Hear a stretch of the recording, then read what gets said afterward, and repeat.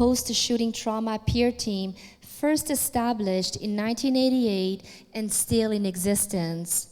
Sid is a PTSD survivor since 1987. In 2007, he participated in a Pearson peacekeeping mission in Africa and was subsequently nominated by his peers at the Canadian Association of Chiefs of Police and inducted as a member of the Order of Merit in Policing Canada.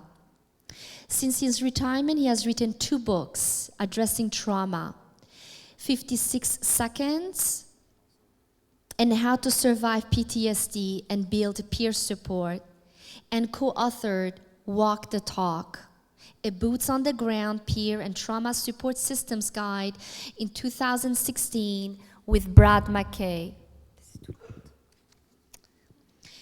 Between 2014 and 2016, Sid developed a 2-day peer training curriculum endorsed by the Mood Disorders of Canada, a 3-day curriculum for peer support for the Transitions to Communities project, and a 20-hour online trauma management course for Simon Fraser University. In his volunteer capacity with Soldiers Helping Soldiers, Sid is a peer facilitator for homeless veterans in Ottawa. He is also a member of the Board for Community Care Living, Renfrew County, and an advisor to Crime Prevention Ottawa. In 2016, Sid was nominated by the Mental Health Commission of Canada as a Canadian Champion of Mental Health. Sid hopes to raise the profile of Badge of Life Canada as the predominant organizational voice regarding operational stress injuries, including post-traumatic stress and suicide prevention, on behalf of all police, sworn and civilian, and correctional personnel across Canada who still suffer in silence.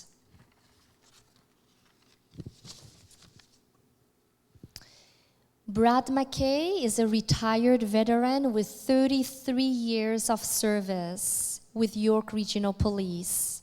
Brad co-created the York Region Critical Incident Stress Management Team in 1996, where he holds a position as advisor to the executive and alumni team lead. Brad started the Operational Stress Injury Prevention and Response Unit for the York Regional Police and led the creation of the peer support team there in 2014. As a certified trauma services specialist, Brad has responded to and coordinated hundreds of interventions for frontline responders and their families. He leads trauma recovery groups, provides peer support in a weekly first responder yoga program, and is an instructor in the Transitions to Communities project in Toronto for our war veterans. As a volunteer on 2 peer teams, Brad is a community-minded, energetic advocate for wellness and peer support. Brad is a team lead for the peer and trauma support systems with the Mood Disorders Society of Canada. He recently co-authored Walk the Talk, a peer support systems guide with Sid. Brad is a national senior police advisor to the Board of Directors for Badge of Life Canada. Again, it's with such a great honor that we are welcoming here Brad McKay and Sid Gravel.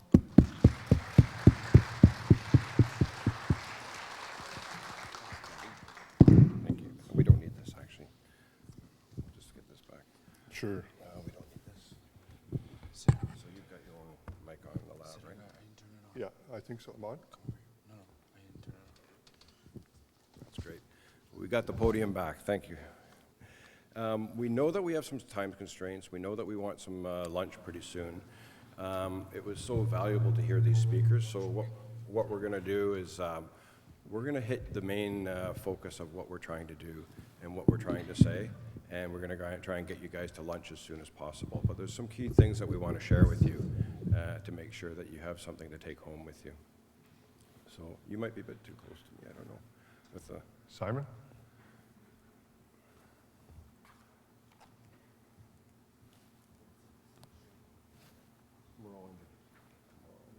moral injury.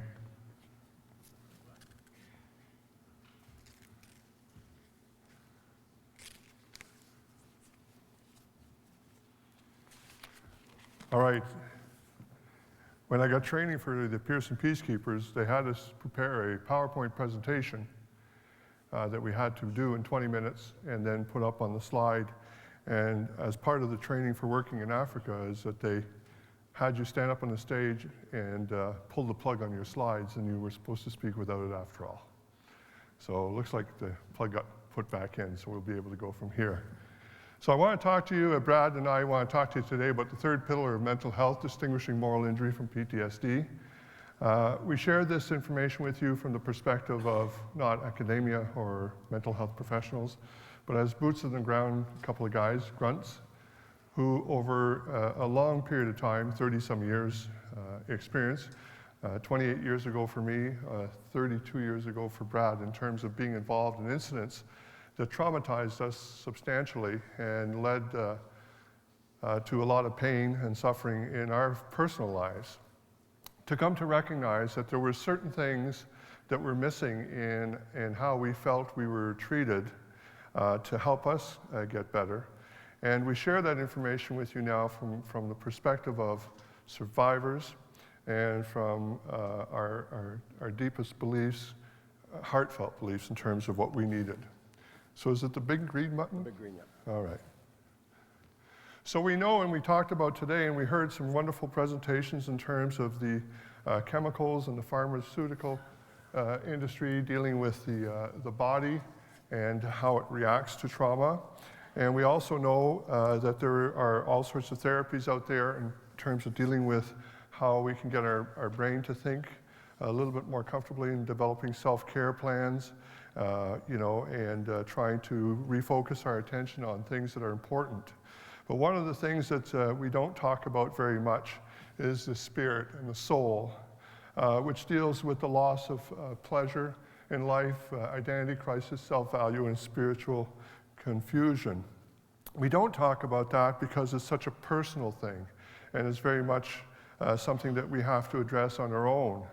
But I had an opportunity to spend a week with 13 soldiers and police officers who were some of the bravest men that I had ever run into in terms of their experiences in life. These soldiers had been in battle, in combat, came back, and were awarded many medals for some of the things that they did. They went through a great deal, and we're still receiving a great deal of medical attention in terms of dealing with the trauma. They were also receiving a great deal of therapy in terms of dealing with how they could process their thoughts and their memories and their flashbacks, etc. And at the end of the day, they still felt that there was something missing. They became very recluse, they disconnected from society, they didn't understand how come the medicines weren't working, they didn't understand why the therapies weren't working, because everything should have based on everything that we know. And basically what happened is we got together for a week and we came to realize that what we were dealing with guilt. We were dealing with shame. And so for many people, that's not necessarily the case.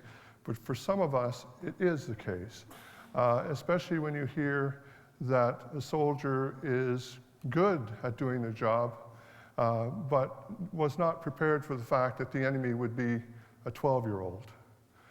Is good with the fact that they have to enter into a village and bombard it before they get in there for their own safety, but then to find out that the body parts consist of children and women. And so there's a guilt component there. And so they deal with the trauma and the shock of dealing with the incidents that they're dealing with, and they receive medicines for that, and they receive therapy for that, but they can't get rid of the fact that they have a broken soul. And I could suggest to you as well that within the first responder world, we do run into these situations very much so. As a police officer, Brad and I, both of us, have been involved in shooting and killing suspects. And no matter how much we train for it, and I've always said this to people, I had no problems with doing my job. I had no problems with the fact that I had to make a decision to shoot someone as a result of their behavior. What hurt me initially was I found out that when I shot the person, he wasn't armed after all. So everything that I based my decision to make, all the training that I received in order to make that decision was based on a series of beliefs that certain things were endangering my life and my partner's life. And then subsequently to make that decision, which was a fatal decision for that person, and to find out that there were no danger to me or my partner after all, was absolutely devastating to me. And I had a great deal of difficulty dealing with that. We run into that in terms of police officers. Paramedics, in terms of accidents. As an example, you're on the highway, you have 4 people that need treatment right away as a result of an accident, but you only have 1 ambulance that's available. So you have to triage on the side of the road as to who's going to get to the hospital first. And you make a decision, and your decision, actually other people's lives depend on that decision. And so what happens if the decision is such that somebody died because they didn't get the treatment? You did what you had to do. You're very comfortable with doing the job, but morally, you feel some guilt because you can't get past the fact that, what if? The firefighter who can't go into a building because the building is going to collapse at any moment now, and you know that there's bodies in there that may still be alive. There's people in there that may still be alive, but you can't make that decision to go in because of the danger. And so you walk away from it, and you're forever eaten away with the decision that you had to make. It was the right decision to make, just like they said it was the right decision for me to make. But you still get eaten away with the fact of, could I have done something different?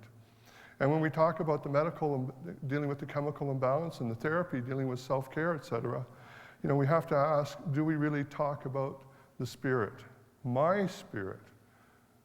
opinion on moral decision-making, what I was brought up with as parameters and goals for me to live a good life need to be addressed.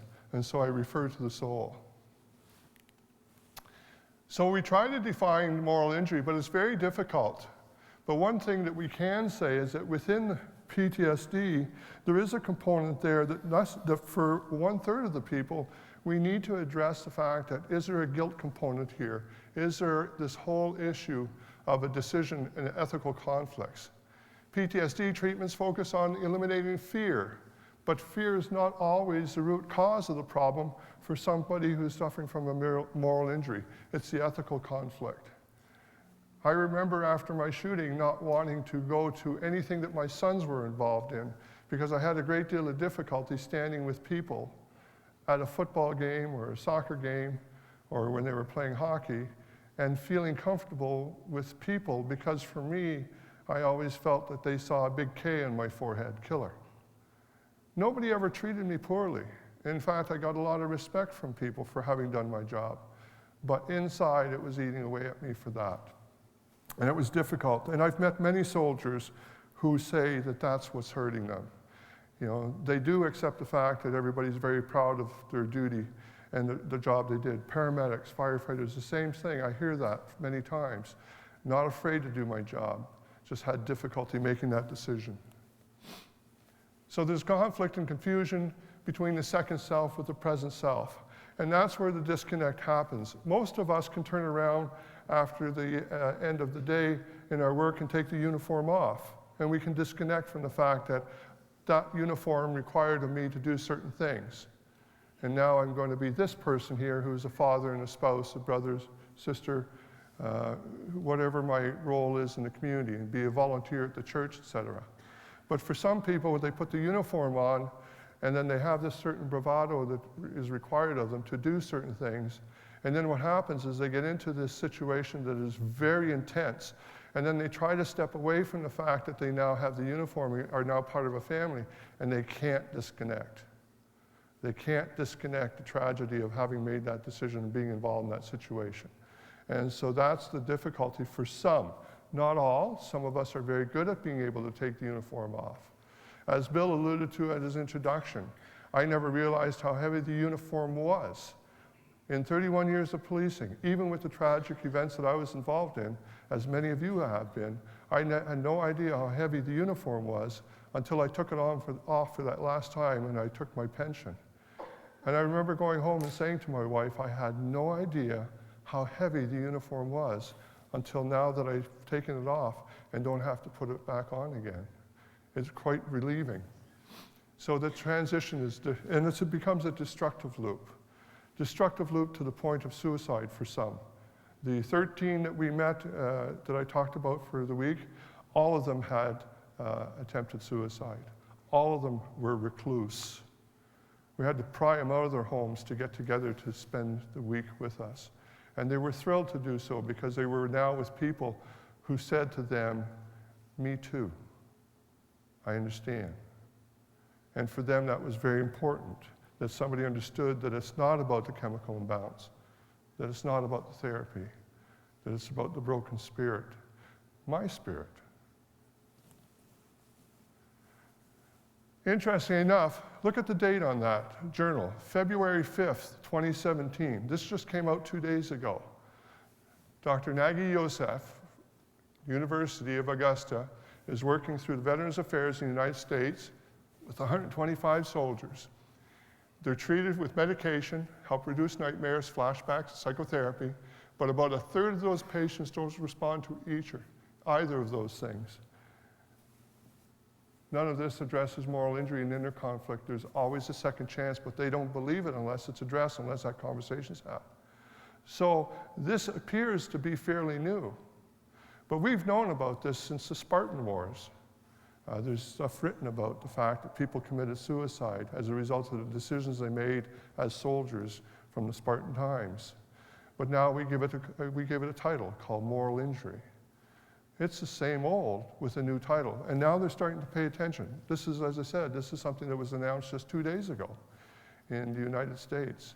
So they're starting to take an interest in the fact that sometimes we need to have that conversation in terms of why are you hurt as well. So some of the things are very much the same with PTSD and moral injury, but in the moral injury component, there's sorrow, grief, regret, shame, and alienation. It's subjective and personal, and it really pivots with time, the dimensions of time.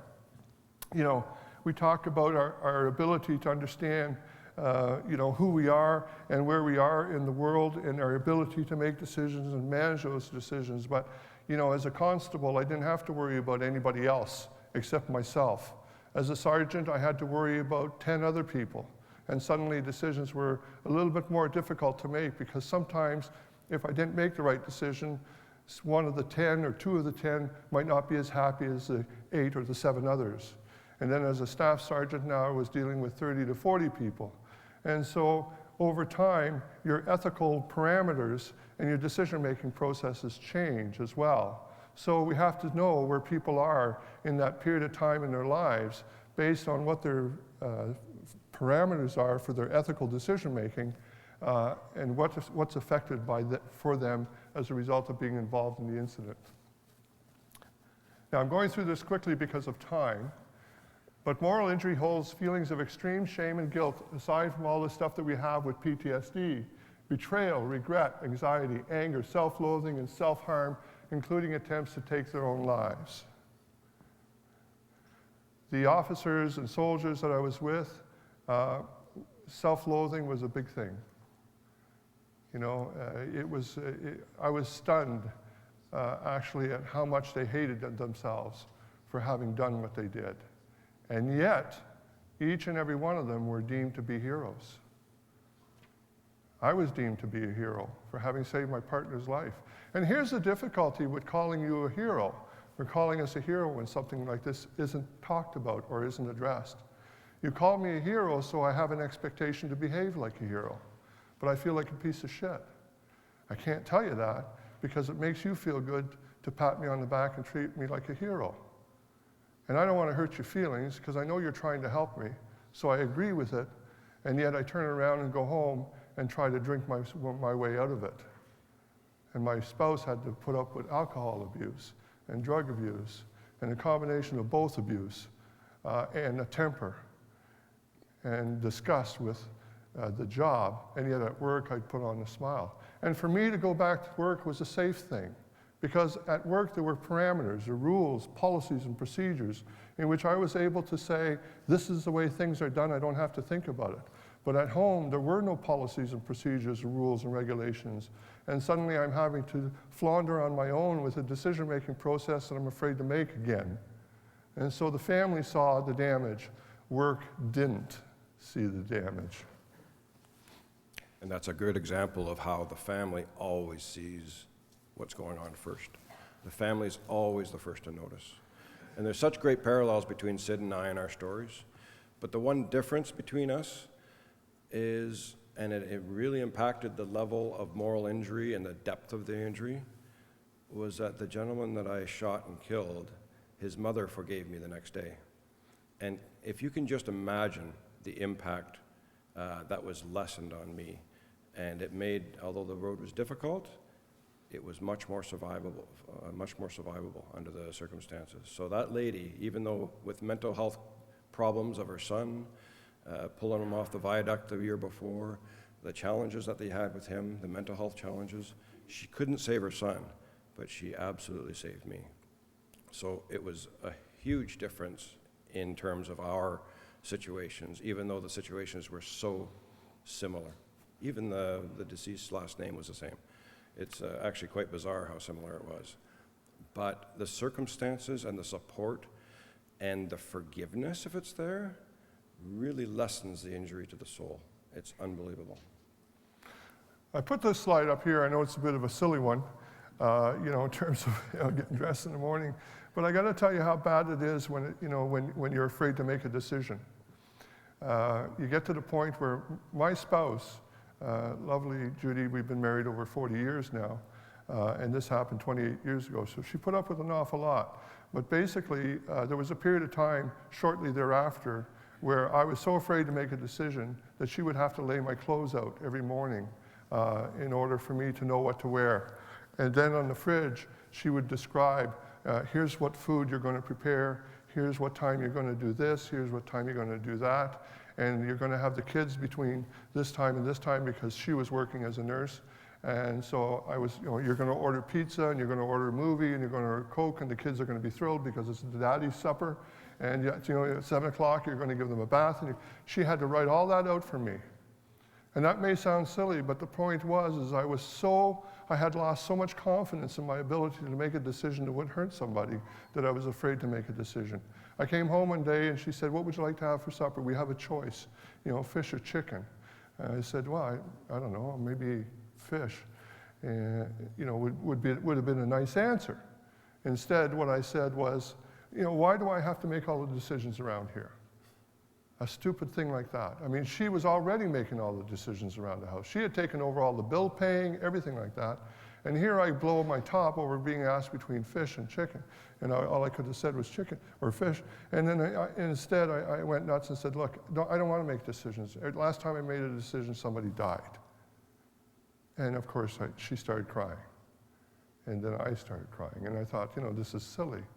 But it wasn't silly. It was that bad, when you just don't know what to wear. What has taken so long to get serious about moral injury? Well, we really haven't asked the right questions. Shame and guilt is not targeted in CBT. Shame may prevent disclosure. We don't want to tell. I had a guy say to me, you must feel very guilty. I said, I've never felt guilty. I wouldn't admit that I felt guilty, He just threw it out at me. He says, you must have felt guilty. No, I will never admit to that. But it was that denial that wouldn't allow me to heal. We need to have those conversations. There's, as I said in the research, 1/3 of our patients, of us, right now, are not being treated properly because we're not delving into that question. So here's some of the questions that doctors can ask. This was provided by William Nash, presented at Zero Symposium in Tulsa. I also received this from Dr. Barb Anschutz, who's one of your local medical professionals here, mental health professionals here in the area. And I was very pleased to have that. But what this gives me is hope, because now I know that some doctors are recognizing and some mental health professionals are recognizing that we need to have these questions answered.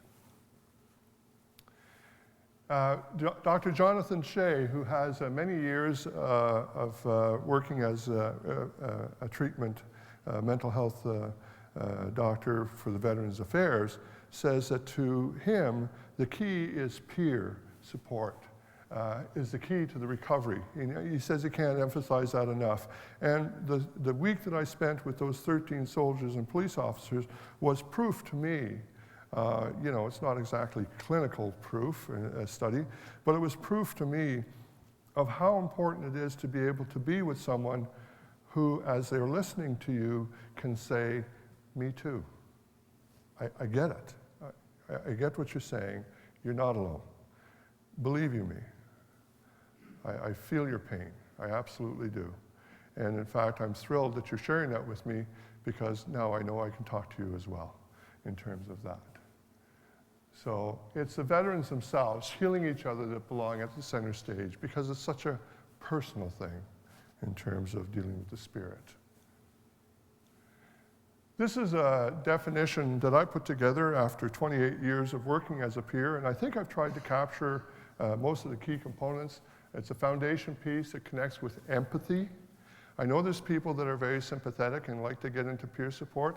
I don't have a problem with people being simply sympathetic in terms of peer support, as long as they understand that they have to be very careful about what they say, because sympathy sometimes can lead to condescension, whereas empathy, most times is a little bit more of me too. It gets them the help they need, supports them through the process of healing with reassurance and guidance, lets them go without obligation. I have people who I've been peers to for a long time, and suddenly they're getting strong enough to stand on their own, and I just step back, and you can call me when you need me, and sometimes I never hear from them again, and I'm happy because I hear they're doing fine. No one mental health service product can stand on its own. We all need to work together. So peers are now starting to be very much recognized as an important component of the mental health profession tools and services that we provide to our people. I wonder if we could have that. There we go. Just a little bit about empathy.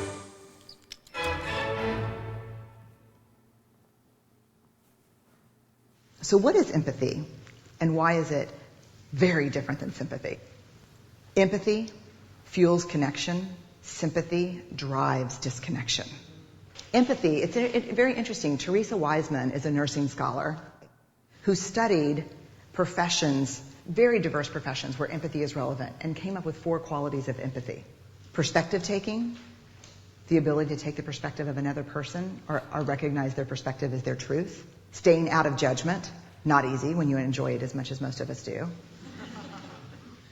Recognizing emotion in other people and then communicating that. Empathy is feeling with people. And to me, I always think of empathy as this kind of sacred space when someone's kind of in a deep hole and they shout out from the bottom and they say, I'm stuck, it's dark, I'm overwhelmed.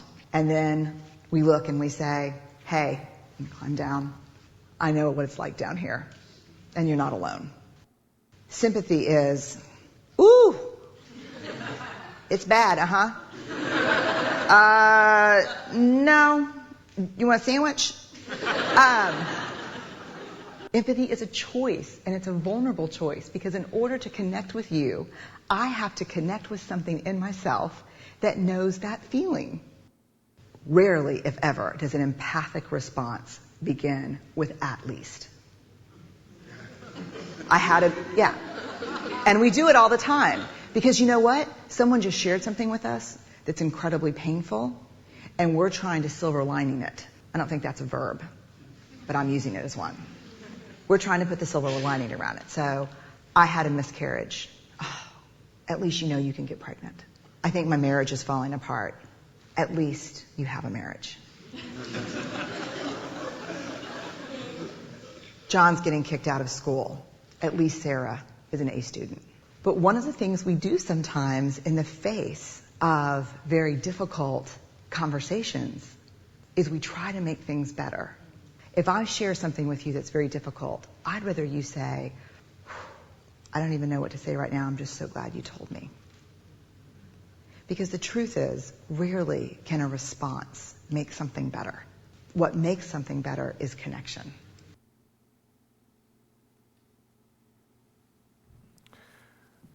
So I'm always careful to... That's good. There So we go. I'm always very careful to let people know that sympathetic people who want to get involved in helping other people are needed. But we also have to recognize the power of empathy, especially when we're dealing with spiritual pain, broken soul, because of the issue being so personal and so deeply ingrained in terms of my own thoughts on how things can be perceived. It's very hard to deal with somebody who feels sorry for me as opposed to dealing with somebody who's walked in my shoes.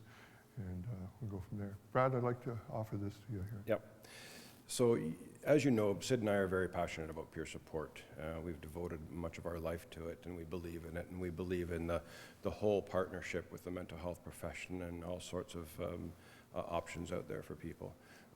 We would like you to just to do some self-reflections. We're not going to spend a lot of time on it because we want to get to lunch, but try and look into your own situation, whether it's an informal or formal situation. What kind of peer support do you have for yourself, your organization? There's some great models out there. There's Wings of Change. There's our organizations. I'm fortunate that they have a peer support system in my organization. There's others that will support you, your people. Take a look at what you have. And I think the trend is over the years that we have become much better at responding to trauma and stress in the workplace. We've done a really good job. So responding is great, and we've done a really good job of doing that. We show up. When the crap hits the fan, we show up, we take care of our people, we help process the event. But what could we do better? What if we could be more proactive? What if we could think ahead of the game? What if we could consider the top 10 terrible calls that are most likely to cause an operational stress injury? What if there were systems in place that would actually track that for you? Could you use your records management system to track, say, how many death calls has a member been to within a certain period of time? Can you check your weekly reports and your daily reports to pick off the calls that are of high risk to cause an operational stress injury? These are the things that you really should be looking at. And if you're interested in that, please speak to Sid and I, and we're happy to speak to anybody. There are so many different things that you can do to be proactive. You're good at reacting, you can be proactive and mitigate and shorten the path to wellness to your people. And there may be a likelihood that your member doesn't even have to get sick if you get to a situation right away. Behavior things, how many sick days has a person had? How many times have they missed court? It goes on and on and on. There's so many things and there's so much material out there that you can get your hands on. And if you use an analyst, it's even better. Grab it, use it, get your peers to latch onto your people and find that path to wellness before it even hits them and before it becomes a behavioral issue. We can really get things before the supervisors have to get involved, before management has to get involved. It doesn't have to be their problem.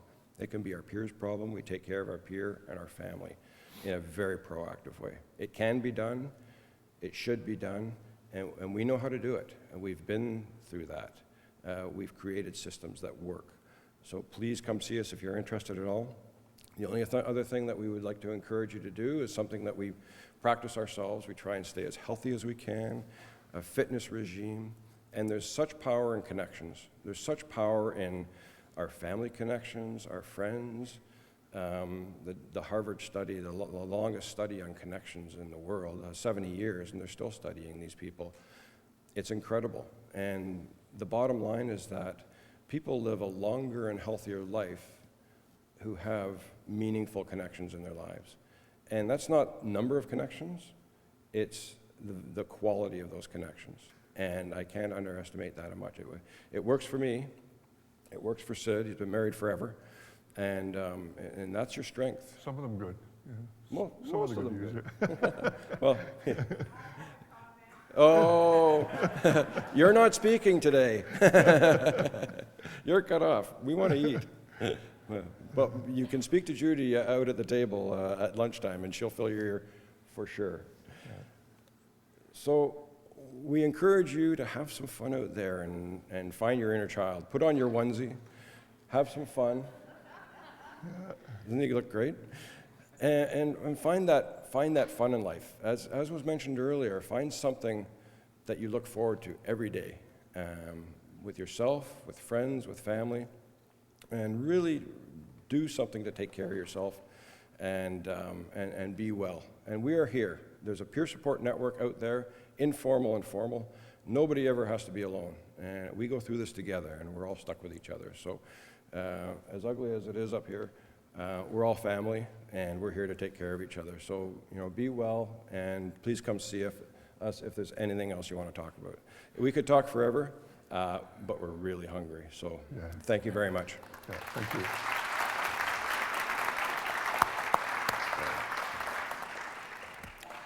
So we're going to break. We're going to give ourselves exactly 45 minutes for lunch. We just need to chisel it down a little bit because we have speakers to get to. So let's say 1:15 to come back.